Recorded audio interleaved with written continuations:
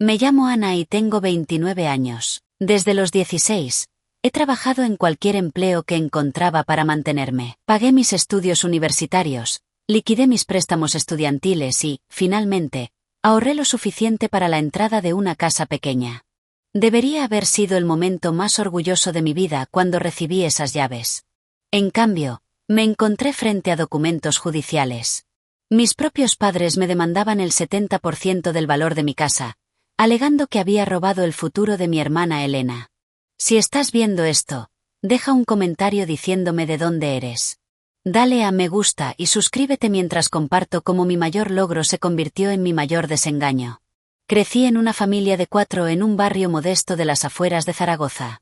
Mi padre, Juan, trabajaba como ajustador de seguros y mi madre, Carmen, era recepcionista media jornada en una clínica dental. Luego estábamos mi hermana Elena, 8 años menor, y yo. Desde fuera, probablemente parecíamos una típica familia de clase media española, pero tras las puertas, el dinero siempre era motivo de tensión. Nuestra casa estaba llena de discusiones constantes sobre finanzas. Las facturas se acumulaban en la encimera de la cocina y las charlas a media voz sobre dinero cesaban cuando yo entraba. A pesar de tener trabajos estables, mis padres siempre parecían vivir al día. Mirando atrás, me di cuenta de que gran parte era una mala gestión financiera más que una falta real de ingresos. Lo que más me dolía de niña era la evidente diferencia en cómo mis padres trataban a Elena y a mí. Desde muy pequeña, decidieron que Elena era la especial, la hija con verdadero potencial. Decían cosas como, Elena tiene talento natural, o Elena podría ser alguien importante algún día. Conmigo, el mensaje era claro, aunque nunca lo dijeran directamente. Era corriente, promedio, sin nada excepcional en lo que invertir. A los 14, había interiorizado este mensaje. Era la práctica, la responsable. Empecé a ayudar a nuestra vecina mayor, la señora Pérez, con tareas domésticas después del colegio. Me pagaba 8 euros la hora por limpiar, aspirar o organizar sus medicinas. Esto fue mi primera experiencia de independencia económica.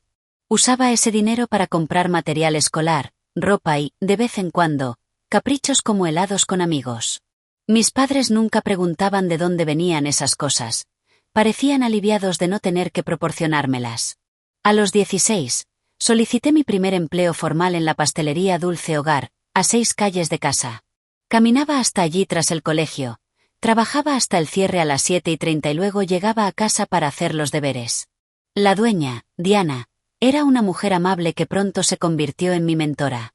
Me enseñó no solo a hornear, sino sobre atención al cliente, gestión de inventario y la importancia de ahorrar. El día que recibí mi primera nómina fue emocionante y decepcionante a la vez. Había planeado abrir una cuenta de ahorros, soñando con la universidad y la independencia. Pero mi padre me sentó en la mesa de la cocina. Ahora que ganas dinero, debes contribuir al hogar, dijo, deslizando una calculadora hacia mí.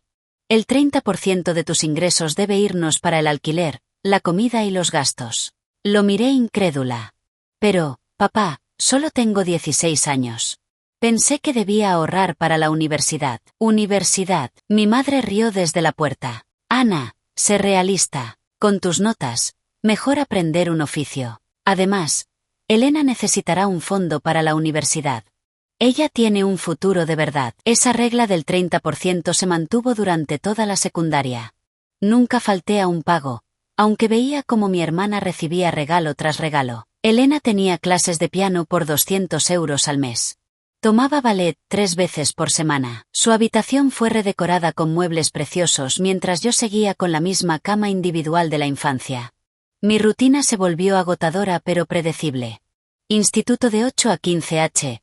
Trabajo de 3:30 a 7:30. Deberes hasta medianoche o más. Los fines de semana significaban turnos dobles en la pastelería. Las vacaciones de verano las pasaba trabajando a jornada completa en lugar de disfrutar de la libertad adolescente. Las raras veces que me compraba algo nuevo eran recibidas con juicio. Otra camiseta nueva, Ana, decía mi madre. Deberías ser más responsable con tu dinero. Esto viene de la mujer que acababa de gastar 300 euros en un traje de ballet especial para Elena. En mi penúltimo año de instituto, conseguí un segundo empleo los fines de semana en la biblioteca municipal. Les dije a mis padres que era para gastos extra, pero en realidad estaba creando un fondo secreto para la universidad. El trabajo en la biblioteca pagaba menos que la pastelería, pero ofrecía algo más valioso: horas tranquilas para estudiar en los momentos de poca actividad. Mis notas mejoraron notablemente. La señora Pérez, que se había convertido en una figura casi de abuela, notó mi cansancio un día mientras la ayudaba. «Ana, querida, te estás matando de trabajar», dijo, sirviéndome un chocolate caliente. «¿Para qué ahorras tanto sacrificio?». Cuando le expliqué mi situación, se le llenaron los ojos de lágrimas. «Tus padres deberían apoyar tus sueños, no al revés», dijo. Empezó a pagarme extra, insistiendo en que lo destinara directamente a mi fondo para la universidad. En mi último año de instituto, mantuve un promedio de 8,8 a pesar de mi horario laboral y ahorré casi 7.000 euros para la universidad. Mi orientadora me ayudó a solicitar becas y ayudas, creyendo en mí cuando mi propia familia no lo hacía. Cuando llegaron las cartas de aceptación, mis padres parecían más molestos que orgullosos. «La universidad es cara», advirtió mi padre. «No vengas llorando cuando no puedas pagarla». Les aseguré que no lo haría. Después de todo, nunca lo había hecho. Cuando recibí la carta de aceptación de la Universidad de Zaragoza con una beca académica parcial, sentí una mezcla de orgullo y terror. La beca cubría cerca del 60% de la matrícula, pero quedaba el 40% más el alojamiento y manutención que debía costear de alguna manera. Mis 7.000 euros ahorrados apenas cubrirían los gastos del primer año. La reacción de mis padres a mi aceptación fue tibia, en el mejor de los casos. Durante una cena, compartí la noticia con entusiasmo, esperando al menos un reconocimiento de mi logro. «¿Universidad de Zaragoza? Es cara para lo que ofrece», comentó mi padre, apenas levantando la vista de su plato. «Sabes que no podemos ayudarte con eso». «No pido ayuda», respondí. «Tengo mi beca y ahorros. Resolveré el resto». Mi madre suspiró dramáticamente. «No entiendo por qué necesitas ir. Tienes un buen trabajo en la pastelería. Diana probablemente te haría encargada si te quedaras». «Porque quiero más que eso, mamá. Quiero una carrera, no solo un empleo». «¿Y tu contribución al hogar?», exigió mi padre. «¿Cómo vamos a cubrir ese déficit?». En ese momento me di cuenta de que habían contado con mis ingresos por mucho más tiempo del que había comprendido. El 30% que pagaba no era para enseñarme responsabilidad, era para complementar su presupuesto y financiar las actividades de Elena. No era una hija a la que guiaban hacia la independencia, era una fuente de ingresos. «Lo siento, pero voy a la universidad», dije con firmeza, sorprendida por mi propia resolución. «He trabajado por esta oportunidad y la voy a aprovechar». Las semanas antes de irme estuvieron llenas de silencios fríos y comentarios pasivo-agresivos. Mis padres actuaban como si estuvieran abandonando a la familia en lugar de buscar una educación. Solo Elena parecía genuinamente feliz por mí, aunque a sus 11 años no entendía del todo la tensión. El día de mudarme a la residencia fue una experiencia solitaria. Mis padres alegaron que no podían tomarse el día libre para llevarme, así que empaqué lo que pude en maletas y tomé el autobús al campus. Mi compañera de cuarto, Jennifer, llegó con toda su familia, que decoró su lado de la habitación con ropa de cama coordinada, cojines decorativos y fotos familiares. Desempaqué mis sábanas de segunda mano y una única foto enmarcada de Elena y mí en silencio. Esa primera noche en la residencia, escuchando a Jennifer hablar por teléfono con sus padres sobre cuánto los extrañaba, lloré en silencio contra mi almohada. No porque extrañara a mi familia, sino porque me di cuenta de lo anormal que era mi relación con ellos. La realidad financiera de la universidad me golpeó rápido y fuerte. Incluso con la beca, los costos eran abrumadores. Encontré trabajo como camarera en un restaurante cerca del campus en mi primera semana. Los horarios eran brutales, de 5 a 11 entre semana, lo que significaba ir directamente de clases al trabajo y luego estudiar hasta la madrugada. Los fines de semana eran turnos dobles, dejándome demasiado agotada para socializar con otros estudiantes. En mi segundo año, añadí un empleo como ayudante de docencia en un curso introductorio de empresariales. El sueldo era mínimo, pero enriquecía mi currículum y me daba experiencia valiosa. Entre los dos trabajos, logré cubrir mis gastos sin acumular demasiados préstamos estudiantiles, aunque aún tuve que pedir unos 9.000 euros al año. Mi pequeña habitación en la residencia se convirtió en mi santuario y prisión. La lámpara del escritorio ardía hasta las 3 o 4 de la madrugada mientras luchaba por mantener mis tareas tras turnos agotadores. Los fideos instantáneos se volvieron mi alimento principal, no por el cliché estudiantil, sino porque costaban menos de €1 por comida.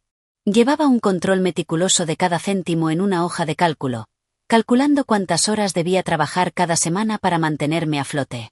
Jennifer acabó mudándose, alegando que mis estudios nocturnos y alarmas matutinas interrumpían su sueño. La reemplazó Jessica, una estudiante con beca que también trabajaba a media jornada. Jessica entendía mi situación de una manera que Jennifer nunca pudo, y pronto nos hicimos amigas. Mis padres ayudan cuando pueden, pero somos 5 hermanos, explicó una noche mientras estudiábamos hasta tarde. Soy la primera en ir a la universidad, así que soy un poco el experimento. Al menos te apoyan emocionalmente, dije, sin querer sonar amargada, pero fallando. Jessica me miró pensativa. Tu situación familiar suena realmente tóxica, Ana. ¿Has hablado con alguien, como un terapeuta? Reí. ¿Con qué tiempo o dinero? La terapia es un lujo que no puedo permitirme.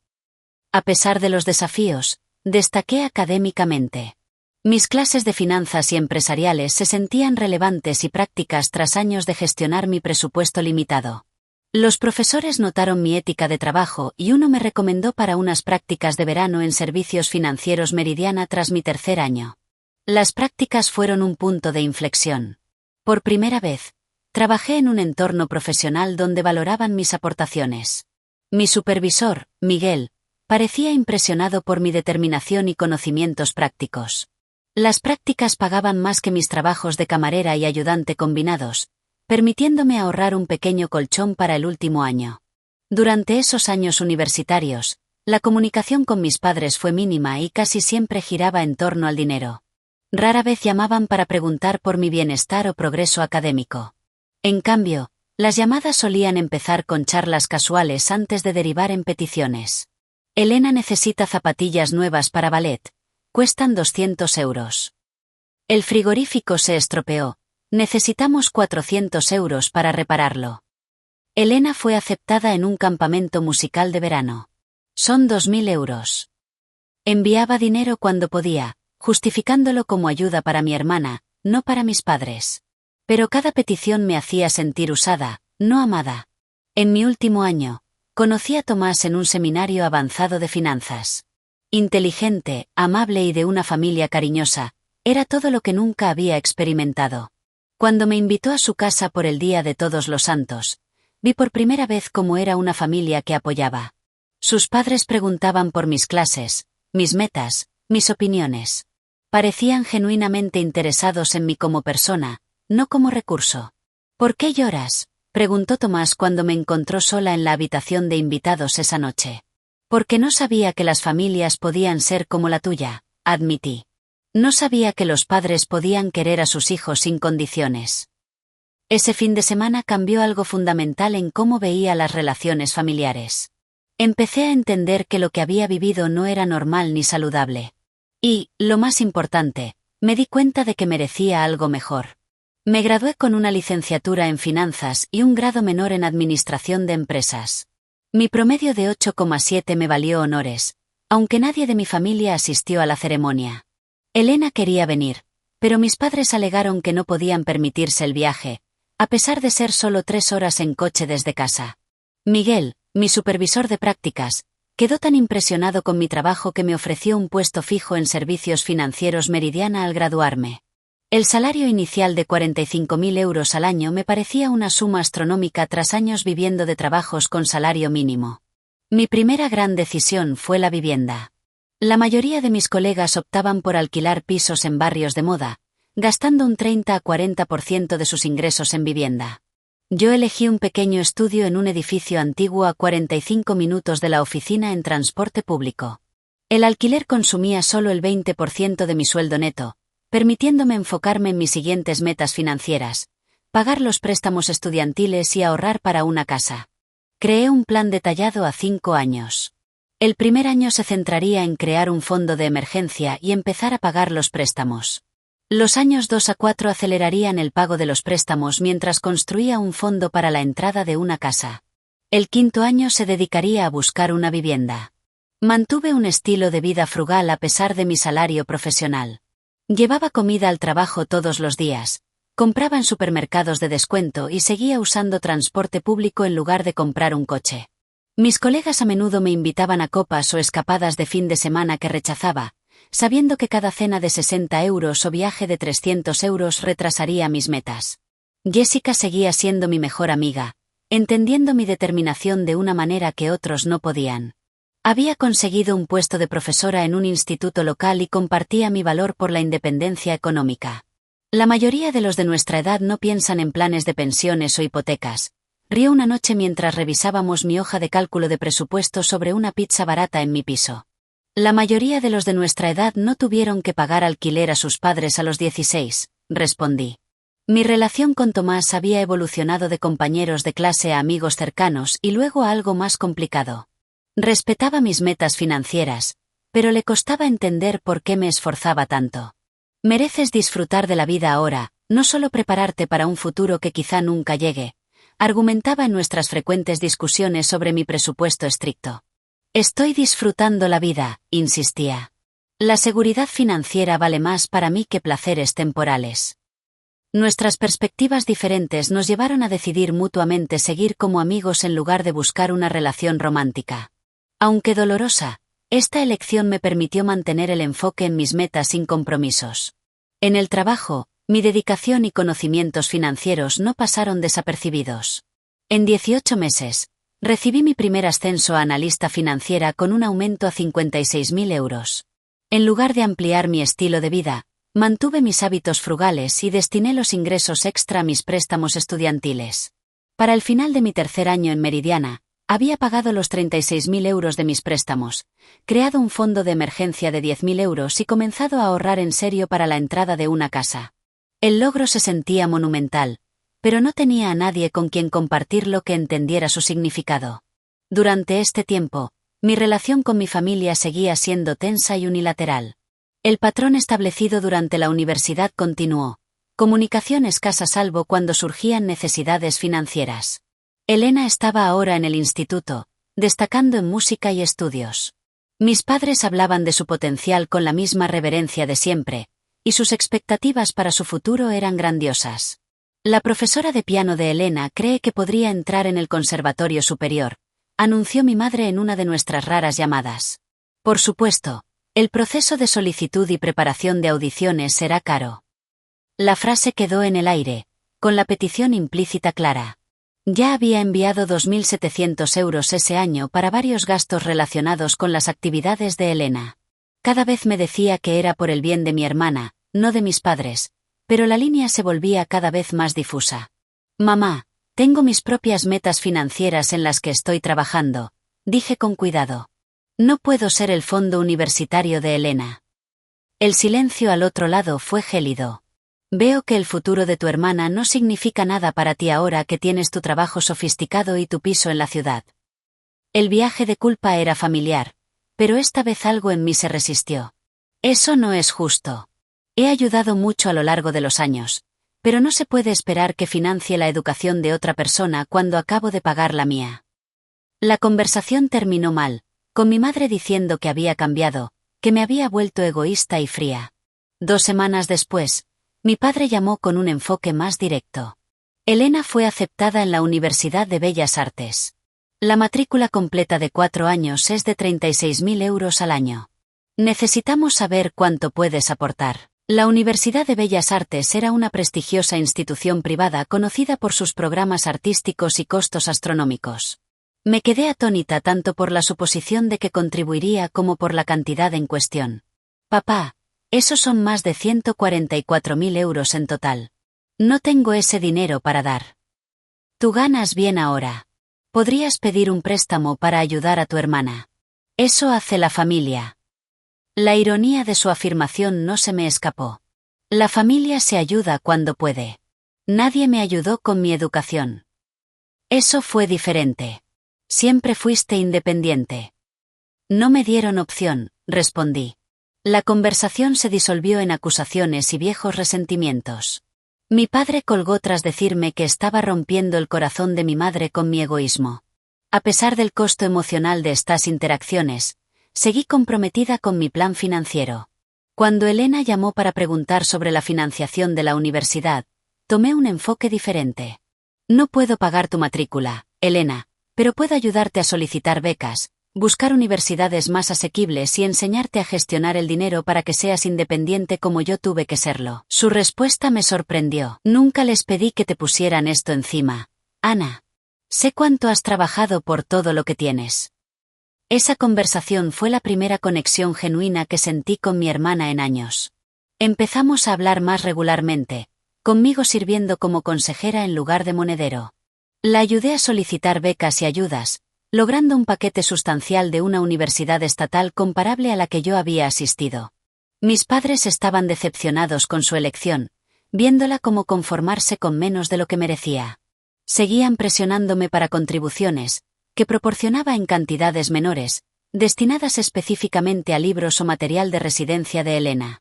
Para mi 5º año en Meridiana, ahora como analista financiera senior con un salario de 70.000 euros, había ahorrado suficiente para una entrada del 20% en una casa modesta. Mis años de sacrificio y disciplina estaban a punto de dar frutos en forma de la estabilidad que había anhelado desde la infancia. Lo que no anticipé fue cómo reaccionaría mi familia a este hito o cómo su reacción cambiaría para siempre nuestra relación. Buscar casa fue emocionante y aterrador. Tenía criterios específicos: una casa pequeña pero bien mantenida en un barrio seguro con buen acceso al transporte público, con un precio inferior a 225.000 euros. Mi agente inmobiliaria, Natalia, fue paciente mientras visitábamos decenas de propiedades durante 3 meses. La mayoría de los compradores primerizos de tu edad buscan pisos o siguen alquilando, comentó durante uno de nuestros días de búsqueda. Es impresionante que estés en posición de comprar una casa directamente. Sonreí, sintiendo un raro momento de orgullo. He estado trabajando por esto desde los 16. Finalmente, encontramos un bungalow de los años 20 con 2 dormitorios, un baño, una cocina pequeña pero funcional y un patio trasero diminuto. A 198.000 euros. Estaba dentro de mi presupuesto. La inspección no reveló problemas graves, y la ubicación era perfecta, cerca del trabajo pero en un barrio asequible. Firmar los papeles de la hipoteca fue surrealista. A pesar de años planeando este momento, apenas podía creer que estuviera ocurriendo. El oficial de préstamos comentó que era inusual ver a alguien de mi edad con una base financiera tan sólida. La mayoría de tu edad tiene un historial crediticio mínimo y montañas de deudas estudiantiles, dijo mientras firmaba los documentos finales. Pagué mis préstamos hace 3 años, respondí, incapaz de contener el orgullo en mi voz. El día que recibí las llaves, me quedé sola en el salón vacío de mi nueva casa, abrumada por la emoción. Esta casa representaba no solo una inversión financiera, sino psicológica. Era la prueba tangible de que había superado mi crianza, de que podía proporcionarme lo que mis padres nunca hicieron: seguridad. Jessica y Tomás me ayudaron a mudarme, trayendo regalos de inauguración y cava para celebrar. Nos sentamos en el suelo comiendo pizza, ya que aún no había comprado muebles. Por Ana, brindó Jessica, levantando su vaso de plástico. Que trabajó más duro que nadie que conozco para llegar aquí. Por tener raíces, añadió Tomás, algo que mereces más que nadie. Tras asentarme unas semanas, decidí que era hora de invitar a mi familia a ver la casa. A pesar de nuestra relación tensa, era un hito que quería compartir con ellos. Tal vez, ingenuamente, pensé que ver mi éxito los haría sentir orgullosos. Llegaron un sábado por la tarde, mi padre examinando críticamente el exterior mientras subían por el camino hacia la puerta principal. Es pequeña, fue su primer comentario al entrar. Tamaño perfecto para mí, respondí, intentando mantener un tono positivo. Mi madre recorrió las habitaciones con una expresión de leve desagrado, tocando superficies y buscando defectos. Este barrio no es muy elegante, ¿verdad? Es seguro y conveniente para mi oficina, expliqué. Elena, ahora en su 2º año de universidad, parecía genuinamente feliz por mí. Me parece increíble, Ana. Has trabajado tanto para esto. Había preparado un almuerzo, esperando crear un ambiente agradable para lo que esperaba fuera un nuevo capítulo en nuestra dinámica familiar. Mientras nos sentábamos en mi nueva mesa de comedor, la conversación inicialmente fue superficial, centrada en las comodidades del barrio y los tiempos de trayecto. Luego, mi madre dejó el tenedor y carraspeó. Elena tiene noticias que debe compartir. Elena miró su plato, claramente incómoda. Puede que tenga que tomarme un descanso de la universidad el próximo semestre. ¿Qué? ¿Por qué? Pregunté preocupada. La beca que tenía este año no se renovó, explicó en voz baja. Y mi solicitud de préstamo fue denegada por el historial crediticio de papá. Hemos tenido algunos contratiempos financieros, dijo mi padre a la defensiva. Facturas médicas, reparaciones del coche. Ya sabes cómo es. Entonces, ¿cuál es el plan?, pregunté, ya intuyendo hacia dónde iba la conversación. Bueno, comenzó mi madre, con un tono que reconocí demasiado bien. Pensamos que, dado tu reciente compra, debes estar en una posición financiera muy cómoda. Acabo de comprar una casa. No estoy precisamente nadando en dinero ahora mismo. Pero seguro que tienes ahorros, sugirió mi padre. O podrías pedir un préstamo sobre la casa. Elena necesita unos 18.000 euros para este año. Los miré incrédula. Usé todos mis ahorros para la entrada y no voy a hipotecar la casa que acabo de comprar. ¿Entonces vas a dejar que tu hermana abandone la universidad?, preguntó mi madre, alzando la voz. Después de todo lo que hemos hecho por ti. La absurdidad de su afirmación me dejó sin palabras momentáneamente. ¿Qué habéis hecho exactamente por mí? He estado trabajando y manteniéndome desde los 16. Pagué mi propia educación. Compré esta casa completamente sola. Te criamos, dijo mi padre indignado. Te dimos un techo. Un techo por el que pagué alquiler siendo adolescente, contraataqué. La discusión escaló rápidamente. Mis padres me acusaron de ser egoísta, de olvidar de dónde venía, de abandonar a la familia en su momento de necesidad. Señalé los años de apoyo financiero que ya había proporcionado, la falta de apoyo que había recibido y la injusticia de esperar que hipotecara mi futuro por Elena. Siempre has tenido celos de la atención que recibió Elena, declaró mi madre. Esta es tu forma de castigarla por ser más talentosa. Esto no tiene nada que ver con Elena, insistí. Se trata de límites y expectativas razonables. Elena, que había permanecido en silencio durante la discusión, finalmente habló. Por favor, dejad de pelear. Encontraré una solución. Puedo tomarme un semestre libre y trabajar a jornada completa para ahorrar dinero. De ninguna manera, espetó mi madre. No vas a tirar tu futuro porque tu hermana es demasiado egoísta para ayudar. Me dirigí directamente a Elena. Puedo ayudarte a buscar más opciones de becas o programas de trabajo-estudio. Hay alternativas a abandonar o endeudarte masivamente. La única alternativa es que tú des un paso adelante y hagas lo correcto, insistió mi padre. La familia cuida de la familia. He estado cuidando de esta familia financieramente desde adolescente, dije, agotada mi paciencia. He terminado de ser vuestro cajero automático. Mi padre se levantó abruptamente. Si así es como te sientes, tal vez debamos reconsiderar qué significa familia. Claramente tienes recursos para ayudar, pero eliges no hacerlo. Esta casa representa años de sacrificio y trabajo duro, dije. No voy a ponerla en riesgo. Esa casa debería estar asegurando el futuro de Elena, no estar aquí como un monumento a tu egoísmo, declaró mi madre. Mientras se preparaban para irse, mi padre lanzó una advertencia que resultaría profética. Esto no ha terminado, Ana. Si no haces lo correcto voluntariamente, hay otras formas de asegurar que se cumplan las obligaciones familiares. Supuse que era una amenaza vacía, del tipo de declaraciones dramáticas que mis padres solían hacer en las discusiones. Me equivoqué. 3 semanas después de esa desastrosa visita familiar, recibí un sobre del juzgado de primera instancia. Dentro había una citación informándome que Juan y Carmen García, mis padres, me demandaban por el 70% del valor de mi casa, aproximadamente 138.000 euros. La demanda alegaba que tenía una obligación moral e implícita de financiar la educación de mi hermana y que mi compra de una casa constituía abandono financiero y robo de recursos familiares. El documento incluso usaba la frase robar el futuro de su hermana para describir mi compra. Me senté en el suelo de mi salón, con los papeles esparcidos a mi alrededor, incapaz de procesar lo que leía. Esto no podía ser real. Los padres no demandan a sus hijos por dinero. No arrastran disputas familiares a los tribunales. Sin embargo, el sello oficial y el número de caso confirmaban que no era una broma ni una amenaza vacía. Con manos temblorosas, marqué el número de mis padres, esperando, deseando, que esto fuera una táctica de intimidación que aún pudiéramos resolver. Mi padre contestó al cuarto tono. Sí, papá, ¿acabo de recibir papeles del juzgado? ¿De verdad me estáis demandando? Solo buscamos lo que es justo, respondió, con un tono inquietantemente calmado. Te niegas a ayudar a tu hermana voluntariamente, así que recurrimos a medios legales. Esto es una locura. No podéis pensar que un tribunal me obligará a daros el dinero de mi casa. Nuestro abogado cree que tenemos un caso basado en la obligación familiar y un contrato implícito.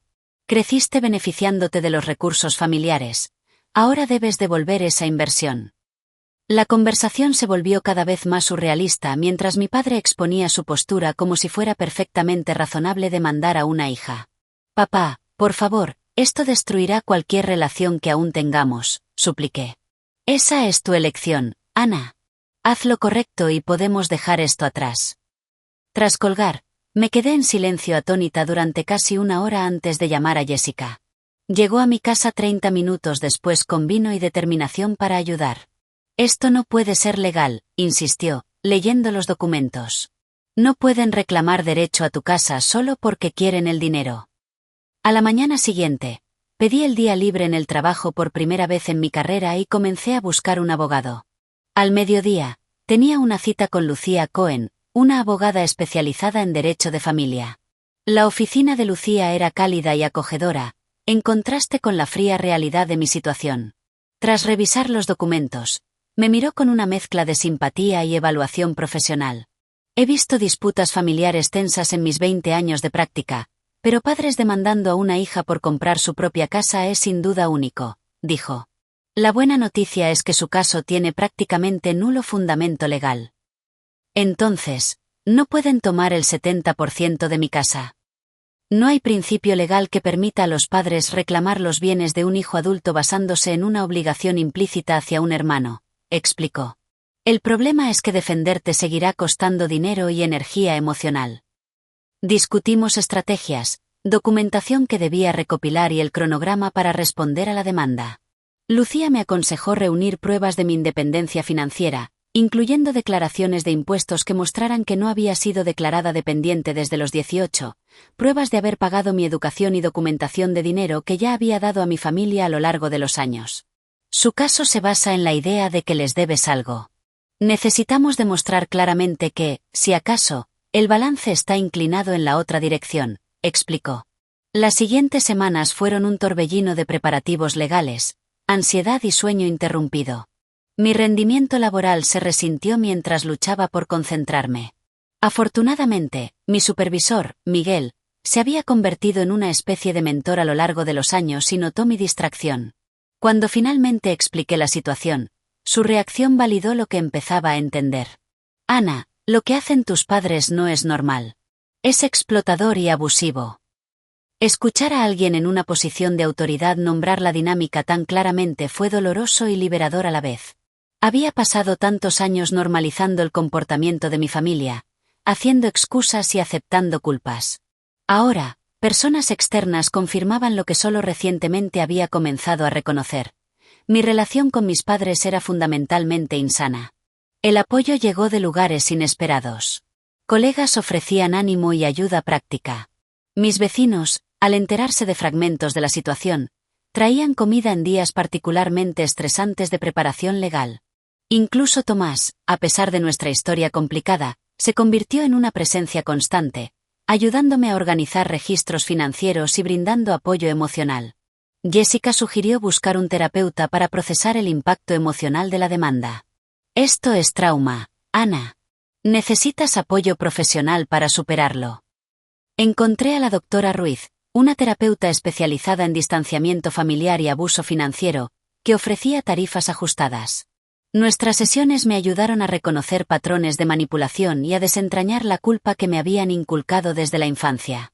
Tus padres crearon una narrativa donde tu rol era proveer, no ser proveída, explicó la doctora Ruiz en una sesión. Los hijos no deben ser activos financieros para sus padres. Eso invierte el orden natural del cuidado. A medida que se acercaba la fecha del juicio, recibí una llamada inesperada de Elena. No habíamos hablado desde el desastroso almuerzo en mi casa.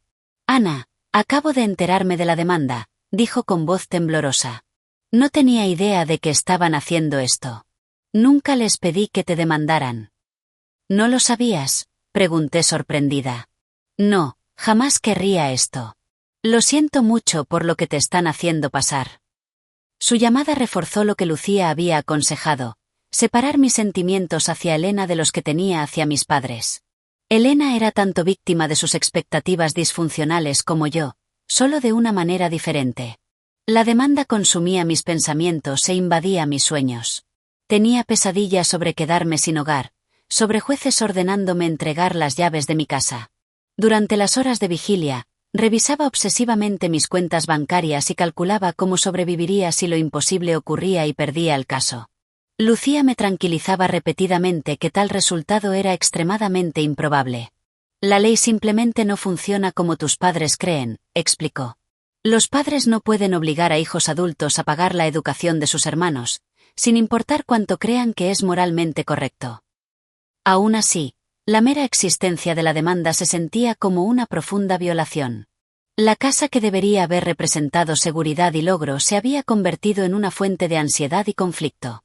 Los padres que deberían haber celebrado mi hito intentaban quitármelo. Mientras nos preparábamos para el juicio, Lucía me ayudó a recopilar pruebas de las contribuciones financieras que ya había hecho a mi familia. Los extractos bancarios mostraban transferencias por más de 13.000 euros en la última década. Elena proporcionó una declaración escrita confirmando que no había pedido ni esperado mi apoyo financiero para su educación. Tenemos un caso sólido, tanto factualmente como legalmente, me aseguró Lucía la noche antes de la fecha del juicio. Intenta descansar. Sin embargo, el descanso fue esquivo mientras contemplaba enfrentarme a mis padres en un tribunal, nuestra disfunción familiar expuesta públicamente, nuestra relación rota formalizada en registros judiciales. La ruptura final de lo poco que quedaba de conexión parecía inevitable y devastadora. El juzgado de primera instancia era un imponente edificio de piedra que parecía diseñado para intimidar. Llegué temprano con Lucía, vestida con un traje azul marino conservador que esperaba proyectar a una confianza que no sentía. Nos instalamos en la mesa de la defensa, organizando nuestra documentación en carpetas ordenadas. Recuerda, habla solo cuando te dirija la jueza, me recordó Lucía. Déjame manejar los argumentos. Si necesitas responder algo, escríbelo y pásamelo. Mis padres llegaron con su abogado, un hombre delgado con gafas de montura fina y un ceño perpetuo. No me reconocieron mientras tomaban asiento en la mesa de los demandantes. Mi madre miraba al frente mientras mi padre susurraba a su abogado. La proximidad física y la distancia emocional creaban una atmósfera surrealista. La jueza Harriet Wilson entró en la sala, una mujer de unos 60 años con cabello plateado y una expresión que sugería haberlo visto todo en sus años en el estrado. Tras las presentaciones preliminares, revisó el expediente con el ceño fruncido. Llevo 17 años en el estrado, comenzó, mirando por encima de sus gafas a ambas partes, y debo decir que esta es una de las disputas familiares más inusuales que he encontrado. Señor y señora García, están demandando a su hija por el 70% del valor de su casa para pagar la educación universitaria de su hija menor. ¿Es correcto? El abogado de mis padres se levantó. Sí, señoría. Mis clientes creen que su hija mayor tiene una obligación moral de apoyar la educación de su hermana, especialmente dado el apoyo financiero de la familia durante su crianza. La expresión de la jueza Wilson permaneció neutral, pero su tono se agudizó. Las obligaciones morales y legales no siempre son lo mismo. Abogado, explique la base legal de su reclamación. Lo que siguió fue un argumento tortuoso sobre contratos familiares implícitos y apoyo condicional durante la minoría de edad. El abogado afirmó que al aceptar el apoyo parental de la niña, había acordado implícitamente una obligación recíproca de apoyar a mi hermana. Lucía tomaba notas con calma a mi lado, apretándome el brazo de vez en cuando para tranquilizarme cuando se hacían afirmaciones particularmente escandalosas. Cuando llegó su turno de hablar, se levantó con confianza serena. Señoría, Este caso no tiene base en derecho de familia ni en derecho contractual. La señorita García fue una menor bajo el cuidado de sus padres, lo cual es una obligación legal que los padres asumen voluntariamente al tener hijos. Los niños no contratan para recibir necesidades básicas de sus padres. Desmanteló metódicamente cada argumento, presentando documentación de mi independencia financiera desde los 16 años, incluyendo declaraciones de impuestos que mostraban que no había sido declarada dependiente desde el instituto, pruebas de haber financiado mi educación y extractos bancarios que mostraban una asistencia financiera sustancial que ya había proporcionado a mi familia a lo largo de los años. Lejos de tomar de la familia, la señorita García ha contribuido con más de 13.000 euros a sus padres y hermana desde los 18 años, dinero que no estaba obligada legalmente a proporcionar, explicó Lucía, presentando los extractos bancarios como prueba. La jueza revisó los documentos con interés. Señor y señora García, ¿eran conscientes de estas contribuciones financieras de su hija? Mi padre se movió incómodo. Eran regalos, no relacionados con este asunto. 13.000 euros en regalos parecen bastante generosos de alguien a quien caracterizan como egoísta y reacia a apoyar a la familia, observó la jueza Wilson. Mi madre habló por primera vez. Ese dinero no es nada comparado con lo que Elena necesita para su educación. Ana tiene un buen trabajo y acaba de comprar una casa. Claramente tiene recursos que está reteniendo. La jueza se dirigió a mí directamente. Señorita García, ¿cuál es su situación financiera actual tras comprar su casa? Con el asentimiento de Lucía, expliqué mi cuidadoso presupuesto, los años de ahorro para la entrada y mis actuales obligaciones hipotecarias. No soy rica, señoría. Trabajé en múltiples empleos durante la universidad, pagué mis préstamos estudiantiles con un presupuesto estricto y ahorré durante años para permitirme una casa modesta. Simplemente no puedo permitirme pagar la educación completa de otra persona sin poner en riesgo mi propia seguridad financiera. La jueza Wilson asintió pensativa antes de volverse hacia mis padres. Señor y señora García, ¿qué planificación financiera hicieron para la educación de su hija menor? Mis padres intercambiaron miradas incómodas. Esperábamos que las becas cubrieran la mayoría de los costos, admitió finalmente mi padre. Elena es muy talentosa. Y no hicieron la misma expectativa para la educación de su hija mayor, presionó la jueza. Ana siempre fue independiente, dijo mi madre con desdén. Ella se abrió su propio camino. Porque no me dieron opción, intervine de inmediato, lamentando romper el protocolo. La jueza me dio una mirada mesurada, pero no me reprendió. En cambio, dirigió su siguiente pregunta a mis padres. ¿Contribuyeron financieramente a la educación universitaria de la señorita García? No podíamos permitírnoslo en ese momento, respondió mi padre. Sin embargo, esperan que ella pueda costear la educación de su hermana ahora. El tono de la jueza Wilson dejaba claro su escepticismo. Los procedimientos continuaron con testimonios sobre dinámicas familiares y expectativas financieras. El abogado de mis padres intentó enmarcar la situación como una disputa familiar simple donde el tribunal debería imponer equidad entre hermanas. Lucía contrarrestó enfatizando la autonomía legal de los hijos adultos y la ausencia de cualquier obligación contractual. Cuando los argumentos se agotaban, la puerta de la sala se abrió silenciosamente y Elena entró, tomando asiento en la última fila. Nuestras miradas se cruzaron brevemente, y vi una mezcla de vergüenza y determinación en su expresión. Tras una ronda final de declaraciones, la jueza Wilson pidió un receso de 15 minutos para revisar todas las pruebas antes de emitir su fallo. Mientras esperábamos, Elena se acercó a nuestra mesa con vacilación. ¿Puedo hablar con la jueza?, preguntó a Lucía. ¿Sobre qué?, inquirió Lucía con cautela. Sobre el hecho de que nunca pedí esto y no quiero que Ana pague mi educación de esta manera. Lucía explicó que la jueza podría o no permitir un testimonio adicional en esta etapa, pero aconsejó a Elena que se mantuviera cerca por si surgía una oportunidad. Cuando la jueza Wilson regresó, sorprendió a todos al llamar a Elena adelante. Entiendo que es usted Elena García, la hermana menor cuya educación está en el centro de esta disputa. ¿Desea hacer una declaración al tribunal? Elena se puso de pie nerviosa en el centro de la sala. Sí, señoría. Quiero dejar claro que nunca pedí a mis padres que demandaran a mi hermana. No sabía de esta demanda hasta hace poco.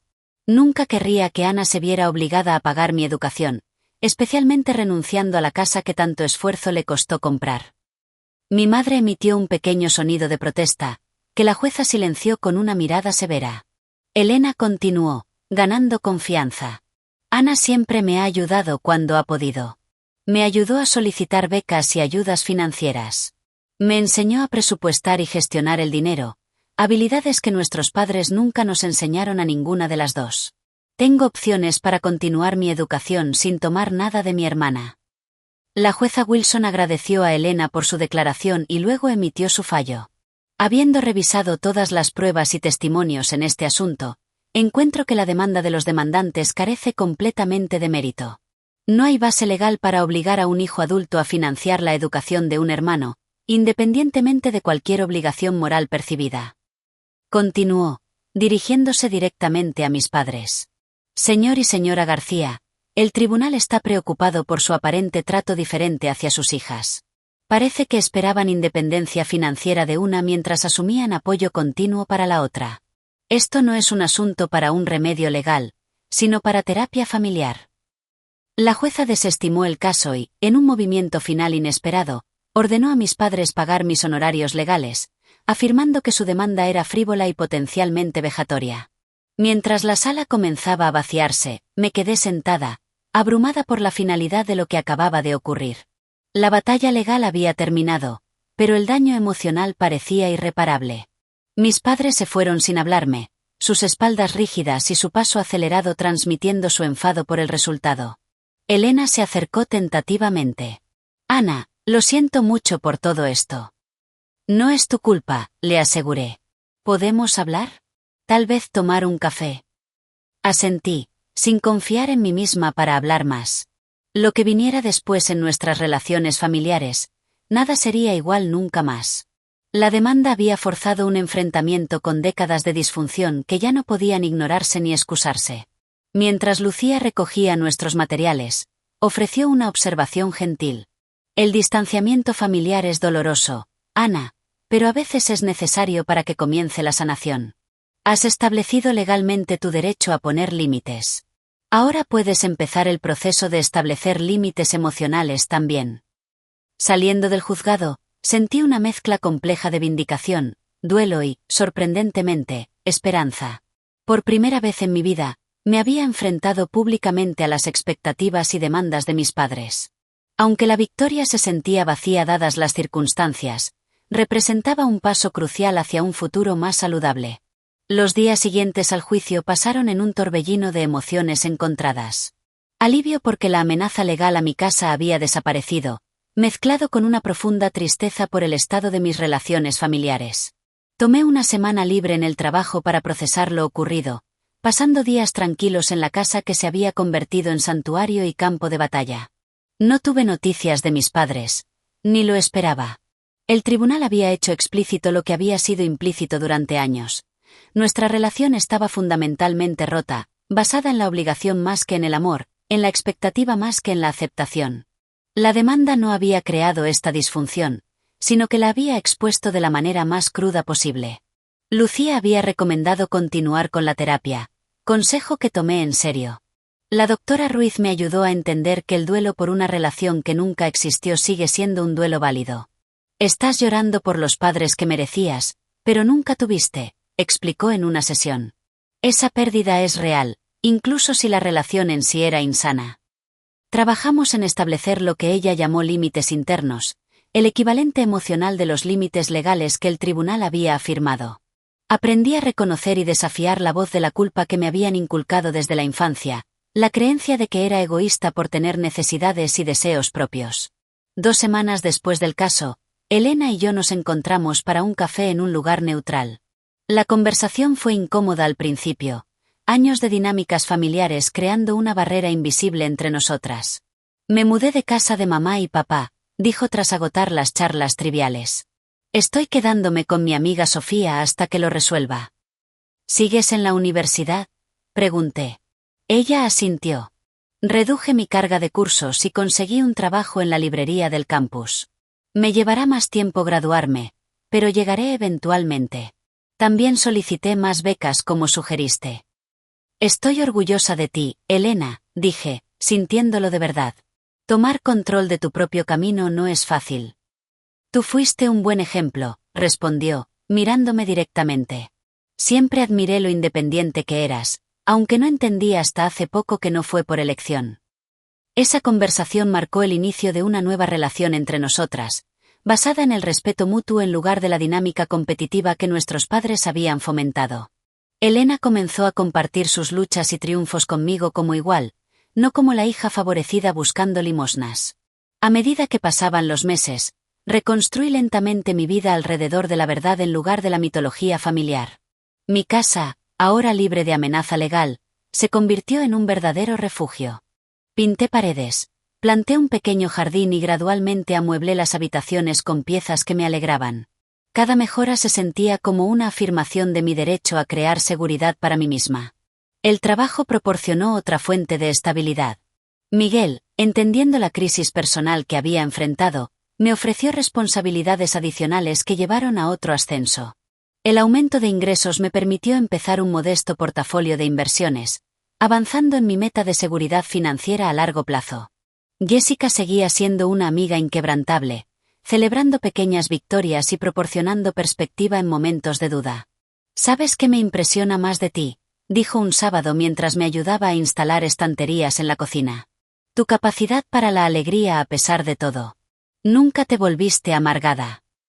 Su observación me sorprendió, ya que no había reconocido esta cualidad en mí misma. Pero tenía razón. A pesar de la disfunción familiar, no había permitido que definiera toda mi visión del mundo. Seguía encontrando placer en cosas pequeñas, seguía creyendo en la posibilidad de relaciones saludables. Inspirada por mi propio viaje, comencé un blog sobre independencia financiera para jóvenes adultos de entornos familiares difíciles. La respuesta fue abrumadora, con cientos de comentarios de personas compartiendo experiencias similares. Lo que comenzó como una salida personal evolucionó en una comunidad de apoyo en línea con charlas por vídeo regulares y compartición de recursos. A través de esta plataforma, conecté con otros que entendían los desafíos particulares de construir estabilidad sin apoyo familiar. Discutíamos asuntos prácticos como crear crédito y fondos de emergencia, pero también cuestiones emocionales como establecer límites y gestionar la culpa. La comunidad se convirtió en una fuente inesperada de sanación, un recordatorio de que la experiencia compartida reduce el aislamiento. 6 meses después del caso judicial, recibí una carta escrita a mano de mi madre. El sobre permaneció sin abrir en mi encimera durante 3 días antes de que reuniera el valor para leerlo. Ana, comenzaba. Los últimos meses me han dado tiempo para reflexionar sobre nuestra relación y mi papel como tu madre. Aunque sigo creyendo que las familias deben apoyarse mutuamente, ahora reconozco que pusimos cargas injustas sobre ti desde muy joven. Esta realización ha sido dolorosa de aceptar. La carta continuaba con un intento torpe pero aparentemente genuino de disculpa, sin llegar a asumir plena responsabilidad, pero reconociendo que se habían cometido errores. Solicitaba una reunión para comenzar a sanar nuestra familia, una frase que simultáneamente despertaba esperanza y escepticismo. Tras discutir la carta con la doctora Ruiz, acepté encontrarme con mi madre en una cafetería cerca de mi oficina, un lugar público donde pudiera irme si era necesario. La reunión fue tensa e incómoda, con largos silencios y elecciones cuidadosas de palabras. Tu padre aún cree que teníamos razón, admitió hacia el final de nuestra conversación. Pero echo de menos tenerte en mi vida. No puedo volver a la vieja dinámica, le dije con firmeza.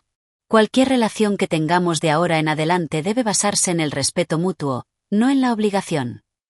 Ella asintió lentamente. No estoy segura de cómo es eso, pero me gustaría intentarlo. Esta reconexión tentativa no fue ni una reconciliación de cuento de hadas ni un completo fracaso.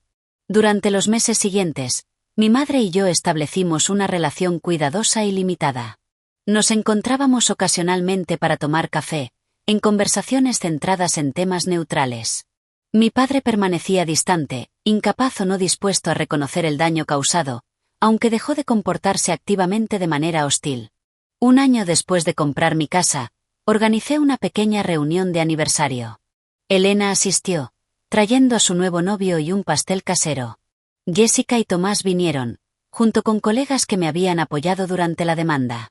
Mi madre declinó la invitación con una nota educada, tal vez entendiendo que la reconciliación familiar completa, si alguna vez llegaba, aún estaba lejos en el futuro.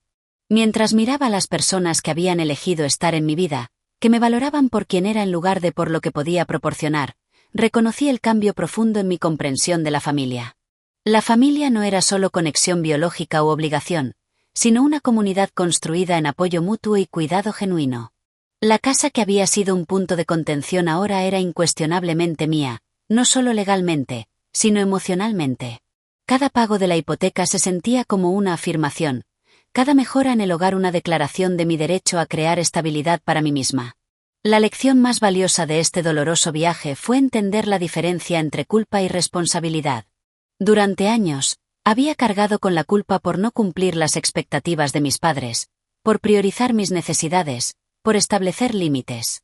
La terapia y la experiencia me enseñaron que la responsabilidad hacia uno mismo no es egoísmo, sino autopreservación, que los límites no son muros, sino definiciones saludables de donde termina una persona y comienza otra. Aún tenía momentos de duda y tristeza, días en que lloraba por las relaciones familiares que nunca tendría. Pero estos episodios se volvieron menos frecuentes y menos intensos mientras construía una vida alineada con mis propios valores en lugar de expectativas impuestas. Mientras estoy en mi cocina hoy, preparándome para otro día en la casa que luché por proteger, me doy cuenta de que la verdadera libertad no viene de la validación externa, sino de la convicción interna. Mis padres tal vez nunca entiendan o acepten del todo mis elecciones, pero su comprensión ya no es necesaria para mi paz. Esta casa es más que vigas de madera y pagos de hipoteca. Representa mi derecho a definir mi propio camino, a establecer límites saludables y a crear seguridad en mis propios términos. El viaje hasta aquí fue más largo y duro de lo que debería haber sido, pero eso solo hace que el logro sea más significativo. ¿Qué harías si te enfrentaras a una elección entre las expectativas familiares y tu propio bienestar? ¿Has tenido que establecer límites difíciles con seres queridos? Me encantaría escuchar tus historias en los comentarios a continuación. Y si esta historia resonó contigo, por favor, dale a me gusta, suscríbete y compártela con otros que podrían necesitar escuchar que defenderse no es egoísta, sino necesario. Gracias por escuchar mi viaje. Y recuerda, la familia que eliges puede ser tan significativa como la familia en la que naciste.